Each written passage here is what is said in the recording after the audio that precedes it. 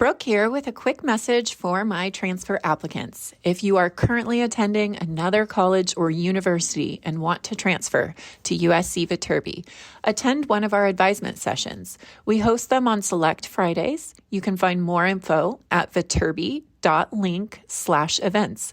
That's VITERBI.link/events. And don't worry about rushing to submit your application. The common application for transfer students isn't due until February 15th. Now, let's get that podcast started.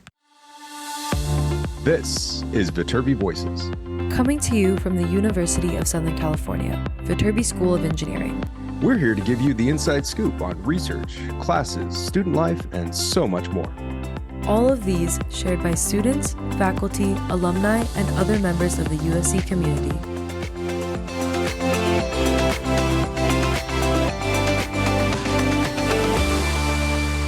Hi, everyone, and welcome back to another episode of Viterbi Voices. As usual, I am one of your hosts. My name is Paul Ledesma. I'm the Executive Director of Undergraduate Admission here at the USC Viterbi School of Engineering. Hi, everyone. My name is Saafiyah Patel. I'm a senior studying computer science, and I'm doing my master's in engineering management. And I'm your other co-host, if you didn't know already. All right. Yeah. Saafiyah, what's happening this week? What's new? What's going on? It sounds like you've been pretty busy with exams and things. I took my last midterm. I don't think it should be called a midterm anymore, but I took my last midterm of the fall semester today. Very cool. Very, very cool. Very exciting. What was it in? Probability theory. Very exciting. And so what are the chances you got a good grade? I'm betting low. I wouldn't even be able to calculate it because I don't know what happened. See what I did there? See what I did there? That was a good one. That was a good one. I wish the audience could see the joy on your face after making that joke. I thought about it for a while and I was like, yeah, I can do this. I can do this. I can make this interesting. I'm curious. Can you help explain? Because high school students probably wonder this as well. There's probability theory, there's statistics classes, and then there's this thing that high school students take called AP statistics. Can you describe the differences? I feel like it's been a running joke about AP stats. It's come up in like 3 different episodes of like, oh no, it's because during the information sessions, it always comes up. It comes up there all the time. There's a line about, or you could take it chill and take AP stats if you really want to. No, I never say if you really want. No, I never say that. I forget the line. It's like always take calc. Calc should be the focus. It's always take calc unless you're finished with all the calc available at your school. Then take the vacation that is known as AP stats. Exactly. Honestly, I don't even know anyone at my school that really took AP stats. So I don't even know what it really entails. I think my sister might have taken it, but she's 8 years older than me, so I have no clue what was going on back then. Stats at USC though is a different beast, especially probability theory. I would say stats in college. Let's not claim that USC has a different, right? Yeah, okay, that's okay. That's what I meant. To clarify that. In college, stats in college is a whole different ball game, especially when so probability theory is a little more focused on the kind of statistics you'll need for computer science. That's why it's obviously a prereq, not prereq. It's a requirement for our degree. So it's just a lot of number theory, and it's not a class that a lot of people like, from what I've heard. What is number theory? I wish I could tell you. There's a reason. You can't shorten it for me? So the problem is I haven't been to class in a very long time. Oh my God, Saafiyah. What is happening to you? The senioritis is really setting in. Is it? To put it nicely, the senioritis is been in place basically the entire semester. I haven't gone to class in a while, but I probably shouldn't say that on the podcast where my parents can hear. Oh my God, or where anyone else can hear. I'm like, good Lord. Okay, so yeah, you're kicking in the senioritis. Yeah, the senioritis has set in. How do you fight it? When you figure it out, let me know. I think what are days that make you win and what are days that make you lose? I think knowing my friends will be in class definitely is a good motivator to get me to go. And sleeping on time also helps combat the senioritis a little bit. Sleeping on time. Oh, like getting to bed on time, like getting some good rest. Okay. Good rest. Yeah. I think also I've been putting a little bit of my social life and like seeing all of LA a little at the forefront right now, just because senior year. Um, Sometimes we make bad decisions, but it's okay. Everything is coming together. We're doing well in all of our classes, knock on wood. But Who's we? You got a mouse in your pocket?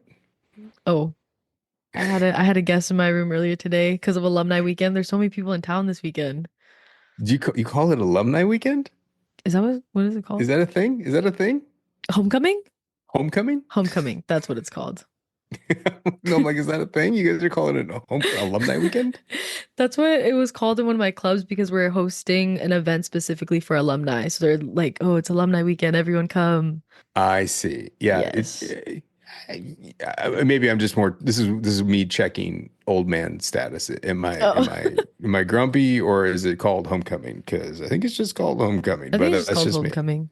Yeah, I But yeah, think there's I so many think you're people right. in town um over this weekend. It is it's homecoming this weekend. We're Yes. playing Nebraska for the homecoming football game. Mhm. What you said you got something special going on with a club. What's happening?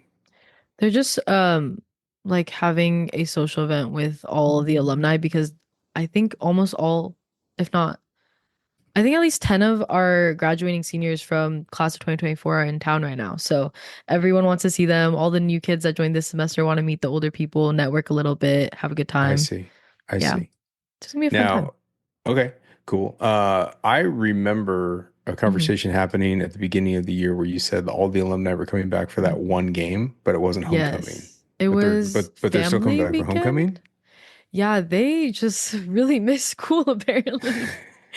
I think it's that first couple months after post grad, and you still have a lot of friends left in LA, and you don't know what to do. So you're like, might as well just fly back to LA for the weekend, see what's up. Yeah, yeah. Okay. All right, cool. Well, awesome. Good stuff. It should be a really fascinating weekend, a good time. Homecoming always brings lots of people out because people Mhm. always want to check out what it's like and see all the different good stuff. I know I was looking at my socials and noticing people that come out that live out of town or are flying in right now and making the way into town. It's always a big deal. I have this weird relationship with homecoming because it's just I'm always there. I'm always there, and people are like, "Oh my God, you going to homecoming?" I'm like, "No, I'm not." Why? Because I'm always there. There's Like I have there's this no weird. I'm like, excitement to it anymore. why do I want to go to work? The last place I want to go on the weekend is work. That's that's a fair Yeah, point. That's a fair point. yeah, I know. It's just me. Again, me being grumpy and the usuals. Oh, can I talk about one more thing about being Yes, grumpy? First of all, this is like me adopting like me being a really old man. you're setting into it Probably too early. You have to let everyone think that you're young and yeah, youthful. yeah. So probably about like 6 months ago, I got a leaf blower. Oh, lovely. Like yeah, and so I was like, this is gonna be cool. And then I got like, and then for 6 months, I've been like really getting into it, and Mhm. like I feel like I'm developing technique, which I feel like I don't know what I'm doing because you're just like Wow. blowing stuff around and I'm getting far more efficient with the thing, like where and when, so because when you first started, you like I feel like you're going back over things multiple times. Mhm. I got new battery packs that are like double, like it's just, The I'm art into of it. leaf blowing. Wow. New hobbies. Instagram Okay. knows this and is feeding me all sorts of like leaf blowing attachments. It's like Oh, crazy. yeah, your phones are always listening. Oh my God. And so anyway, it's so windy right now. Like I Yeah. did a bunch of leaf blow, like I have to do it like once a week. And Mhm. I did it, and 2 days later, these winds are going through right now. And it's not my tree, it's my neighbor's tree. It's like I'm picking up after my Oh, neighbor, that's the worst. and it has dumped Cut down the tree at so that many point. leaves on this place. I don't even know what to do. I think Anyways, at one point sorry. my dad was petty where when a lot of leaves from our neighbors was overarching onto ours, he like cut down the branch that was on our Oh, I'll do property. that. I'll do that. No, but this is the point of like the tree is so tall on the neighbor, like the wind is blowing That's just from their flying tree. over. It's not leaves dropping flat down. It's like from their Mm. house. Oh no. I'll stop. All right. So what's this episode all about?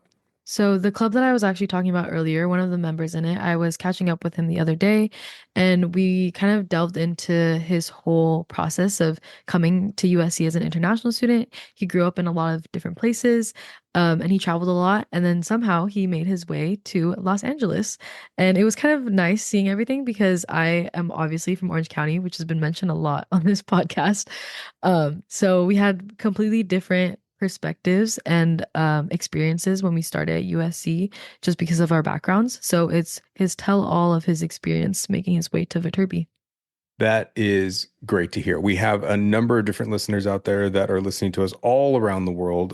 We have a number of students that are international that come from all different places. It would be great to hear a little bit more from Joel here about his experiences coming from Macau. And also, he has experiences in China, if I remember correctly, that we were talking about before, Saafiyah. So let's hear all about his experiences and what he has found USC to be like, what he thought it was going to be like, the challenges he went through. And let's get into the journey of an international student finding the way to USC.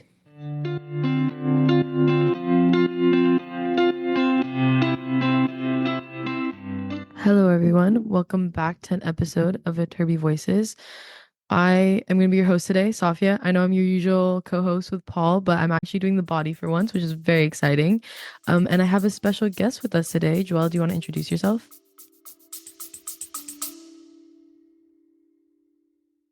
Hi there, it's Brooke, one of your Viterbi admission counselors with your mid-podcast message. I want to tell you about our year-round on-campus Visit Viterbi experiences. They're the best way to get to know more about our Viterbi programs. It's a 90-minute session focused on first-year applicants, and it includes an overview of our academic programs and admission process. It's led by one of our very own USC Viterbi admission counselors. So if you'd like to join us on campus, we would love to meet you. Please visit viterbi.link/events. That's VITERBI.link/events to reserve your Visit Viterbi experience. Now back to the podcast. Hi everyone. I'm Joel. I'm a sophomore and I'm a mechanical engineering student. Tell the people like what you do on campus, what you're involved in. Oh yeah, I'm in Theta Tau. I'm the social chair for that org. I'm also in this Hong Kong Student Association. I also play, I guess, soccer for this Trojans FC as well. Also, sorry, my voice is so scratchy. It's like 9 a.m. in the morning and it's the day of the alumni weekend, homecoming weekend football game. And Joel's actually planning a tailgate for the club that we're both in, Thea Tau. So that's gonna be a very exciting day today. But you mentioned Hong Kong Club. Let's dive into that. Do you want to tell the people where you're from, where you grew up, where you went to high school, all of that? Yeah, of course. So I'm from Macau. It's like the second most densely populated city in the world, and it's all the way in Asia. It's right next to Hong Kong. It's like an hour ferry from there. And I grew up there my whole life. I was born there. In Macau, it's a really unique city because it's like for people who are born there like me, I have a Macanese passport and it's basically treated like a Chinese passport, but we're a specially administrated region. So we have the perks of like having YouTube, having Google compared to like mainland China. So I think it was a really unique experience growing up there because I think I got to enjoy like the best parts of both Eastern and Western culture. Yeah. I got to experience a lot of like Western media. I think that's why I can speak English rather well. It's because I got to watch like, I don't know, I loved watching Modern Family growing up, those type of shows. It helped me like learn, I don't know, like social cues in English and stuff like that. But growing up there was a great time. There's no like houses, everything's like apartments and like sky rises. So, and it's really small. Macau is, I think, 32 square miles in total. Is the public transport there good? It's insanely good. It's like I've missed, that's like probably one of the things I miss the most. It's you can take the bus anywhere, especially when you're like 13 or 12 without a car and you want to go hang out with your friends. You just take the bus to wherever you want to go. Or you can walk low key. Especially because I was in New York this summer, I would just always see people like from after school. It would literally be like a 7-year-old kid like on the subway by himself. And I'm like, I could not imagine having that much free will at that age. Like if I didn't have a car, like I started being able to do stuff myself like the minute I got a car, which was like 16, 17 years old. So like it was so cool seeing. Wait, sorry to cut you off. Continue. No, and then I think it's also like really, really safe. Like I remember, like as you said in New York, like you saw kids by themselves at 7. That was me. I would like my parents would let me walk home when I was like 6 after school. Oh wow. And then even at like I don't know, 2 or 3 at night. It's like incredibly safe. And then I don't know. I think it was a great place to grow up because I didn't really have to worry about anything. Yeah. My parents like did such a great job letting me focus on like pursuing my hobbies and stuff. Like Mhm. I was really active in a lot of clubs in high school. Yeah. And I think I attribute that to like the fact of I don't know. I didn't have to worry about like anything. Like Mhm. they always would like take care of me. I never had to worry about like how I'd go back home Yeah. or is this like a I don't know safe street to walk down. It's always Mhm. like I don't know, really simple. How has the culture change been since you came to LA? I wasn't expecting such a big culture shock when I came, Mhm. Have you just been to because LA before you like moved here for college? I went to LA once when I was Mhm. 12, and Oh, then okay. that really made me want to come here Mhm. because I'd say the biggest difference in let me think. Like the biggest difference I felt was the people wise. Mm. Americans are on average much more friendly than Really? in Asia. Mhm. Yeah, I'd say friendly in the term like people here are much more open to conversation, Yeah, they're like more approachable. more approachable. Like I don't think in my 18 years of living in Macau, I've ever been like stopped in the street and been like, "Oh, you have a nice outfit," or like, you have a good day," that Mm. type of stuff. But that I feel happens like like all the especially in time the here. area we live in, like that's so common. Like if you're going to It's class, like so that happens common. all the time. Exactly. So like the first time that happened to me, I was like, whoa, this is Like, are you talking to this me? is I talking to this is so foreign. So I was like, I had no idea what to do. And then what else is really a culture shock? I guess seeing I guess tipping, that's a big thing to get Wait, used could to. you, what was that? Tipping at like Tipping? a restaurant. Oh, I thought you were talking about like when you like tip. Never mind. Totally random. Tipping at restaurants. Oh, that's so true. I always forget like how bad the tipping culture is here until I think I was in like Japan and I was in Hong Kong actually over the summer Mhm. and I, I was like I just like forget that that's like not a norm in other places because over here it's so bad. Like it's ridiculous how bad it is. It's so it's I don't know, it's so it's such a foreign concept to me. Like Mhm. when I came here and then especially my parents when they came here and then like I don't know when they said for the tip my dad was like for what and then I had to explain like oh because I don't know they don't make as much over here compared to back home because back Mhm. home being a waiter is like a good job it's Oh, like really? Okay. yeah or like Yeah. at least if you because most people back home you live with your parents it's very Mhm. normal it's very like I don't know Yeah. it's parents want you to live with them that's like Mm. the thing So back home. different here. I feel like the minute you go into college, you're like, okay, like time to spread your wings, like get out of here. Especially the people I went to high school with, like all of them have moved out from like their parents' houses, and a lot of them live in LA actually. It's weird to see. I don't know Oh. how they all ended up here. It's been cool though. Especially because they have like such a different perspective on LA than I do. Like I feel like when you go to college here in USC specifically, you're kind of like in a LA bubble versus Mhm. they're like in mid-city and like Beverly and like Hollywood. So they like actually know LA, which is what I'm trying to do because like senior year, Mm. time to like actually learn about the area and do things outside of USC's campus. Was there Yeah, I haven't done anything? anything. I Oh, haven't done okay. That anything was here. literally what I was gonna ask. Is there anything like in LA, either before you came here or since you've been here that you're like, I need to do it? Like that's like such an LA thing to do and I need to do it before I graduate. Well, I really wanted to go to a concert. You haven't been to Um, one? I went to one this semester. I went to Beaver Doobie with David. Oh, that one was so good. I went That to was the LA sh the one at the where was it? The Greek Theater? Griff. Yeah, the Yeah, one it's near like near. Griffith. I was at that one too. Really? Oh, that was so Yeah. good. Yeah, I went with David. It was like it was so last minute, but like I really want to go to one at least in this semester. Mm. And then I really want to go to like a rave. That was on my bucket list. I was gonna take my big and to to go, but I Mm. don't know. I've just been really busy this semester. Yeah, I'm totally. taking quite a lot of hard classes, and then Mm. being, I don't know, leadership in two orgs is quite, I don't know. Yeah, it's definitely time consuming. But I hope it's been rewarding. I hope your tailgate today turns out exactly as how you planned. Mhm. I was gonna ask, how did you mentioned like mechanical engineering, your schedule being hard this semester. How did you kind of find your way to mechanical engineering? Because I know you had some interests in pre-med before you kind of got to college. Yeah. So, yeah. Every time I tell people this, they're very surprised. But like, I was in school in Macau before I came here. I don't know. Growing up, I didn't really have any like academic passion. Mm. I really wanted to be a professional football player, but Oh, nice. How long have you but been my playing my soccer for? I played since I was like I started really late when I was like 7, That's but considered then late? Oh my gosh. yeah, that's quite late. Most kids start when they're like 4 or 5. Oh But then I don't know. I had asthma, so I couldn't really start when I was younger. wow. So then I delayed, and then I played all throughout like I don't know the rest of my life, and then um yeah, I thought I had a good chance because I made my national team. Mm, But I don't know. My parents were very they wanted me to have an academic goal instead of yeah. a I feel like that's yeah. true for a lot of I kids. understood, Yeah.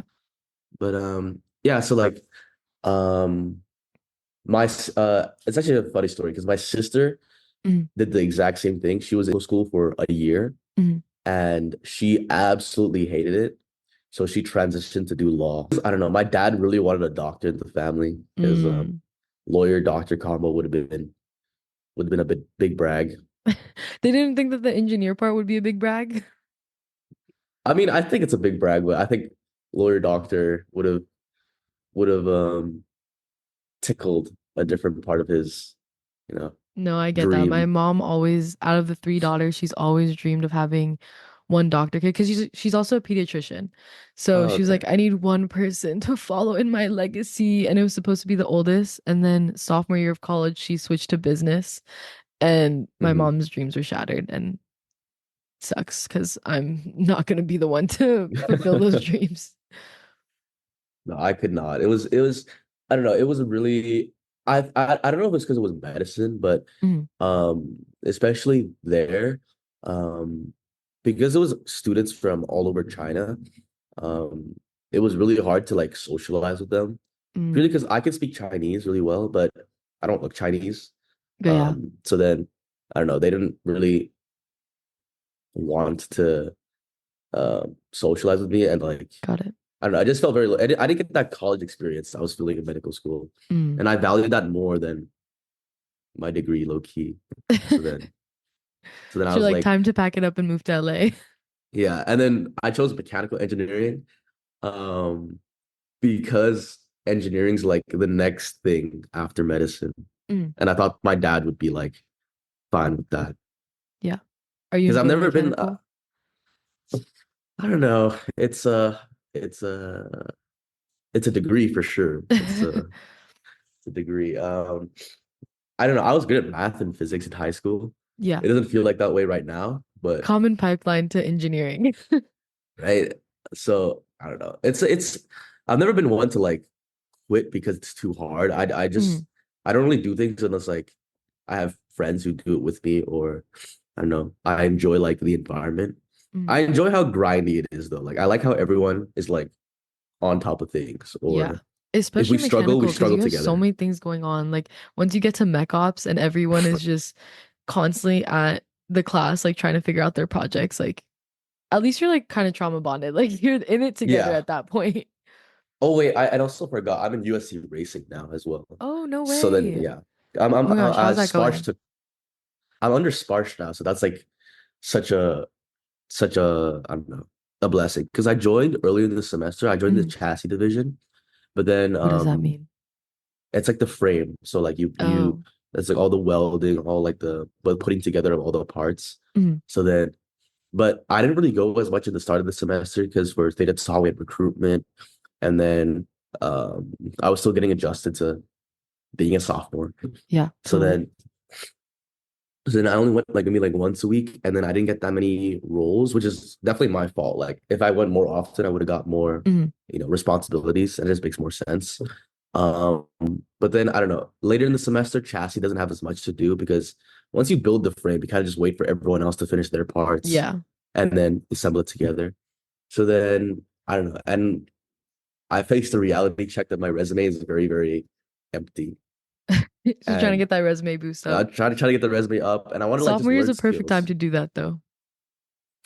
And I just want to get like hardware skills because I think that's really cool. Mm, That was one thing that drew me to engineering, like mm, actually doing stuff hands on. yeah. And then Colin, he's a machinist. Also, for Um, context, a lot of the names we're dropping are also in the club that we're both in from Theata. So no worries if you don't recognize these Yeah. names. Yeah, and I think that that's also like the best part of data. Like you'll see people in who are doing like similar stuff Mm, with you and they can help you out. So for example, like I met like Colin and Sparsh through data, mm. and now I'm under Sparsh. He's the drivetrain lead, Oh, and he's given me like a lot of work that like is teaching me a lot of stuff. And mm. I think because we're such good friends now, he's taken um more time to like Yeah, he's like going kind of through taking you under go your wing or under his wing. exactly. Exactly. And then I don't know, it's been such a I've had such a great time. It's a lot of work, but I think it's like super interesting. And it's so much better when you know someone's like actually trying to like help you Yeah, to learn stuff. totally. When do you guys actually race the cars? Um, I'm not sure because we're like behind the deadline, low key. Um, we all took a bit too long, but then we build like I'm pretty sure we build a fall car and a spring car. Mm. So then I think we race it maybe in December. I'm pretty sure. I'm not too sure. Okay. So it's kind of coming up soon then. Hmm. That's very It's almost exciting. done. It's almost done. And the car got, I heard something about like the car from last semester like got completely totaled in the race and you guys had to like restart from scratch or something like that. The car from last semester, I think like the the shifter, like they Mm. couldn't shift out of like first gear. Oh. So then it just didn't work. So they had to like fix the whole thing on spot. And Mm. that's really, really difficult because like anything could be wrong. So then they just restarted this semester. Oh And wow. then I think they did a test run last week and it went pretty well. So Oh, okay. Yeah, USC clubs are cool. I always wish I was involved in one, like the rocket propulsion lab when they're actually like mm, launching the rockets. Like, I've never felt such high pride for USC except like when we're doing stuff like that. Because I was like, wait, like the students here do such cool things, and I wish I like learned about them a little more before because I feel like you really join all the clubs like freshman, sophomore year, and then you kind of fall off. mhm. And I wish I like looked around a little more sophomore year to get like that hands-on experience that you're talking about. Um, Sorry, I'm like losing my train of thought right now. I was gonna ask you something Yeah. and I completely forgot. Oh, one thing that Paul actually mentioned before. Paul Mhm. is the other like co-host on Viterbi Voices. But when you got to USC as an international student, did you feel like people were kind of in their own bubble? Like, was there in your head a division between international students versus domestic students? Was it like difficult kind of like getting integrated into the social scene here? Yeah, I'd say it was I think it's more difficult connecting with international students actually. Mm. For me, at least I found. I think I'm a unique case just because I everyone I I do look African American, I'd Mm. say. So then people think I'm domestic. Um, and then um, so like I always assumed I'd be friends with like mainland Chinese Mm. people, just because that's who I'm friends with back home. Yeah. Um, but it's also like I totally understand from other people's perspective. It's kind of like, oh, it's easier if I like socialize with those who are like from the same place as me Yeah, you have and like some commonalities. some commonalities. And then like obviously I don't immediately strike as from Mm. China. So then it was kind of hard to like mix with those people. And then it's kind of awkward, like I don't know, I've always found it weird just like busting out Chinese in front of people. I think that's really like it's a bit People do a double weird. take when they hear you speaking it. Yeah. So it's kind of and I hate explaining where I'm from to like the same person again and again because it's like I guess domestic people don't really know where Macau is. It's quite Mm. small. So then yeah, but then Americans are really friendly. So I thought that was really easy to socialize. Yeah, totally. Especially when joining clubs. I didn't expect people to be so accommodating Mhm. and so welcoming. Uh but I would say my second semester here, I find it much fun, much easier to socialize. I was Yeah. much more comfortable. My first semester just in America was very like overwhelming. There's a lot of transitioning, a lot of trying to A get lot of used to transit. everything. That was my first time away from my parents. My first. Did you get Um, homesick a lot? I was very homesick. Yeah, Mm. I still am. To be fair, it's just like I was gonna ask, how do um, you deal with it? I call my parents very often. I call my Mm. mom probably like twice, three times a week. Mhm. Just because I'm the youngest child, so like I was the Yep. last one she saw, Yeah. so Now that it's like she's empty nest and they don't know what to do with themselves. she doesn't know what to do. Yeah, she always loves updates, and then yeah, so I'd always update her, and then but I think joining a club when you first arrive as an international student is like such a life hack Mhm. because then it takes away the pressure of like getting friends as Yeah. long as you're like outgoing because I felt like Mhm. I tried my best to be very uh not open but like Like you're like making yourself open to like the friendships. Like you're reaching out, you're putting in the effort. As long, especially with clubs, like I feel like you know that there's some baseline common interest. Like you're both in the club for a reason. mm, Um, and also I feel like being in a club, you're like, especially one that's more social based, you're signing up to make new friends with people. Like as yeah. weird as that sounds. So it makes it easier because you know these people are actually like willing to extend that olive branch to like facilitate friendships with you. Mhm. Yeah. And then I don't know this semester like I think one thing I've struggled with is like maintaining all these Mm, relationships because I don't know that's always been really important to me because growing up in Macau it was like quite difficult, well, especially in like kindergarten, mhm, to like I don't know socialize because I grew up as like the only like black person in my high school. mhm. So then that's that's probably why me and my sister are so close because she's like the only one I can relate to Yeah, in that totally. aspect. But growing up there was like quite difficult because especially when you're like 3 or 4 years old and you just see something that doesn't look as the same as everything else Mm, you've seen, you tend to like stay away. So then I had to like go out of my way to become an extrovert, yeah, to reach like out to people. reach out to people. That's why I joined everything just to like make it easier to make friends Mm, and stuff like that. And I kind of just applied that same logic here. Um, just because I don't know, I think when you go to college, like sure you go for your degree, but then like where else are you gonna make like see so many like-minded people? yeah, And totally. then It's all about yeah, the network. all about the network. Got to get my 500 plus connections Are from you at your LinkedIn. 500 plus connections on I've LinkedIn? I've I've crossed it this semester. I made my goal. Nice. Congratulations. Next goal is 1K. That's my goal right now. I'm at like 920-ish. I'm Yeah, almost there. almost there. Damn. Not that it makes a difference because it keeps at 500 plus regardless of what you do. But it's like I don't know.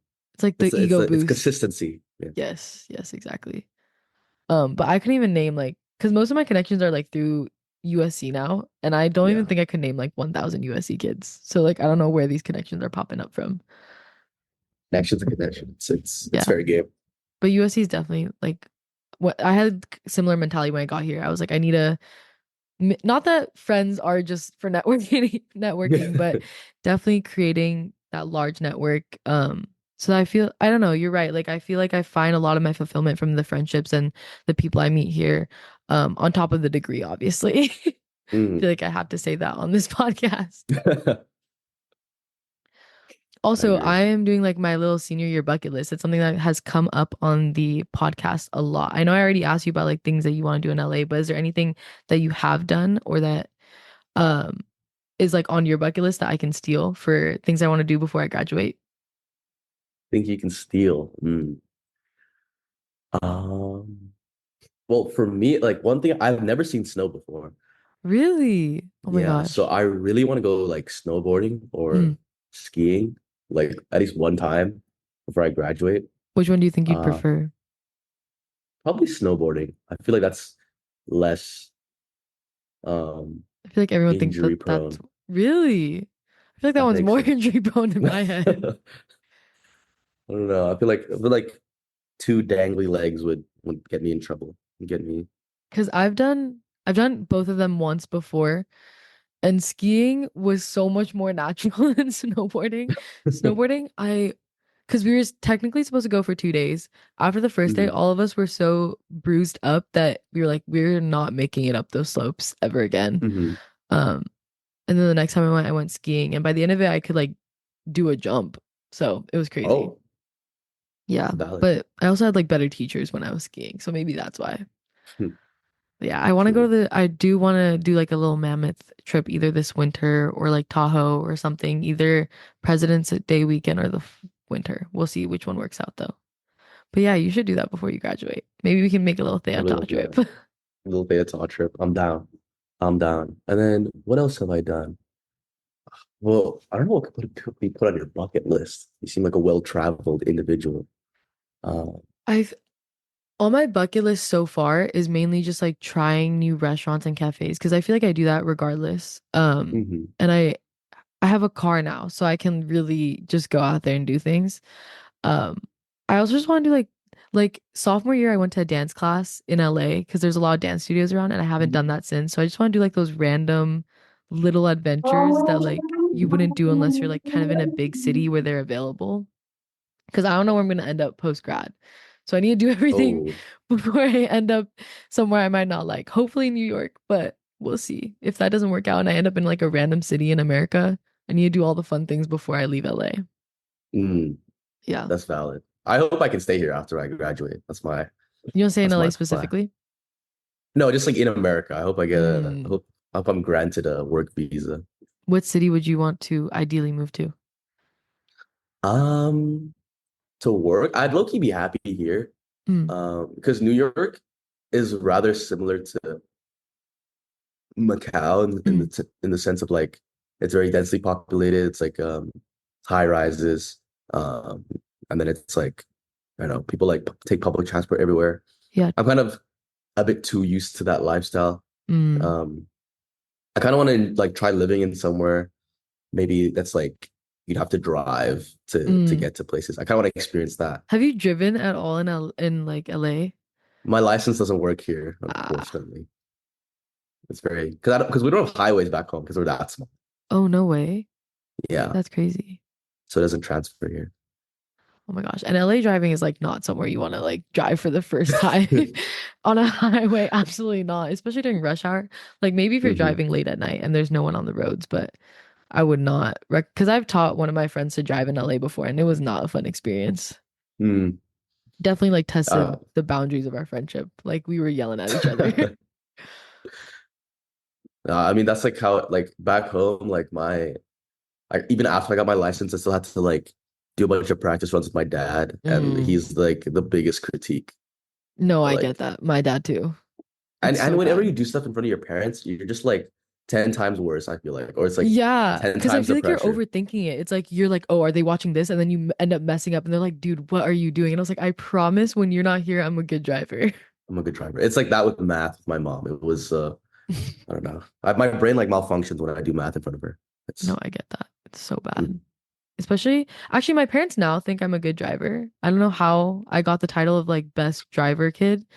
Um, Oh, but also my parents are like older and they like will let anyone drive them. Like they sit in the back seat when I'm driving now. Like I'm like their chauffeur. oh. Um, so even if I was a bad driver, I think they'd be like, "No, you're doing great. You're doing great. Don't Mm, worry." We're gonna wrap up this episode just because me and Joelle both have homecoming weekend things to do in a short amount of time. But thank you so much mhm. for joining today. I know it was really last minute. So everyone thank Joelle for being on the podcast today. If there's any last piece of advice you'd like to give to international students, incoming students in general, feel free to say it now, and then we can head out. Yeah, I think joining clubs is a just an easy life hack. I think um putting yourself out there, realizing that you only have like 4 years, 3 years for some, Mhm. and that's like not a lot of time. And then if you really want to like maintain relationships, you have to go out there and like, you know, be the one to initiate it, be the one to keep reaching out. And Mhm. then I think you'll have a much more enjoyable time. And yeah, you're not alone. I think every international student faces the same homesickness, the same culture shock, everything. So you're not alone. There's a lot of communities here for you. And yeah, thank you for having me. Really appreciate it. Of course. Hopefully, we'll do another episode again in the future. Thank you. Bye, guys.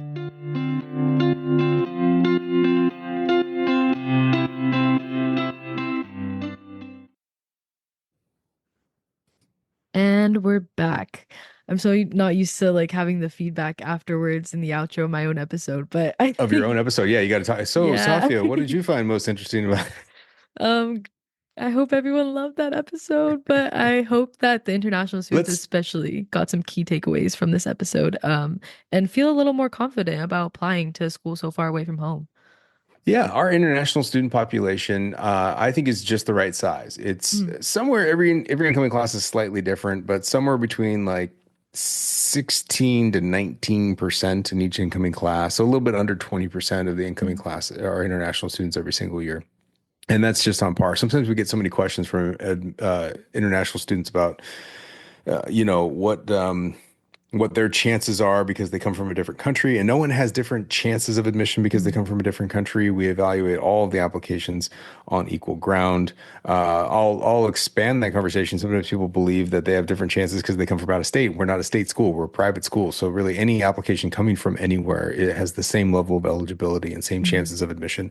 And the makeup of our incoming class, when we talk about different stats and percentages, are not things that we're necessarily creating. It's reflective of the applicant pool, and I think that that's important to understand. And we have international students coming from all around the world. If you've been listening for a while, you may recognize that I spent a good about a week or so, and then my colleague Becky spent about a week and a half or so traveling to different countries in the Mhm. fall semester because we're also recruiting around not only just the US, but around the world in different places because we have lots of different interests. USC is a very international school with students from all over the place.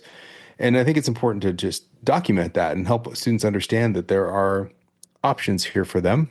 Mhm. And no matter where they come from, I bet it will feel pretty lonely because they're making a big trip on their own. Yeah. But when they get here, they'll realize that there are a lot of other students just like them. And I think that, I would venture a guess, Safia, that there is no divide between domestic students and international students. At least from my experience, there haven't been. I do think that some people kind of find commonalities with people who have similar backgrounds. So yeah, you might find those little pockets. But everyone at USC kind of gets along. There's no division of majors in like the social aspects of things. And there's no division like depending on if you're an international student or someone who is from LA even. Um, just kind of depends on what your interests are and who you gravitate towards. But I love I it. think that everyone has that kind of similar experience of you're found home once you get to college, no matter where you're from. Absolutely. Absolutely. Well, thank you for bringing this episode to us. Thank you for introducing us in the world to Joel. I hope that he has a good time listening to this and sharing with all of his friends back home. Sure, he'll be Uh, ecstatic. and that'll do it for us today. We will see you next week with another episode of Viterbi Voices. Bye.